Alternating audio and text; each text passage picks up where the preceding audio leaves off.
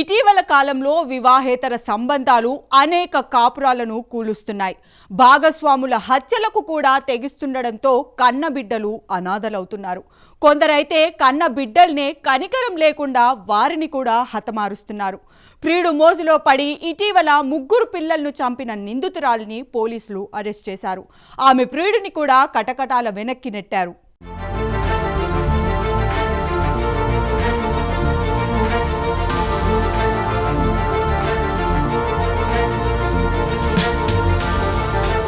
ప్రియుడితో అక్రమ సంబంధానికి అడ్డుగా ఉన్నారని ఓ మహిళ తన కన్నబిడ్డలను విషం ఇచ్చి హతమార్చిన ఘటన ఇటీవల అమీన్పూర్లో కలకలం రేపింది.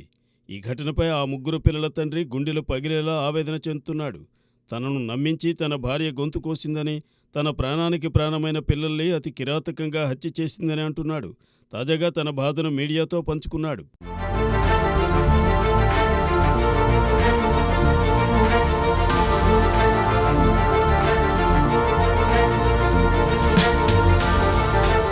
తనతో ఉండటం ఇష్టం లేకపోతే తనకు చెప్పకుండా ఇష్టం ఉన్నవాడితో వెళ్ళిపోవలసిందని బాధను బయటపెట్టాడు.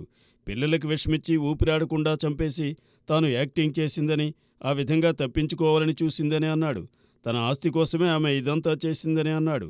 అందువల్లనే ఇంత క్రూరత్వానికి పాల్పడిన తన భార్యను, దీనికి కారణమైన శివను బహిరంగంగా ఉరితీయాలని డిమాండ్ చేశాడు. తాను చనిపోయినా బాగుండేదని, బతికుండి క్షణక్షణం చస్తున్నానని గుండె పగిలే మాటలు మాట్లాడాడు.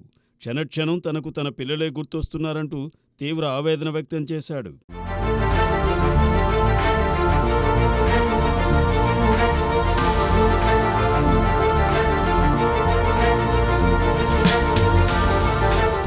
అక్రమ సంబంధానికి అడ్డుగా ఉన్నారని ఓ తల్లి తన కన్న బిడ్డలను చంపిన ఘటన అమీన్పూర్లో చోటు చేసుకుంది.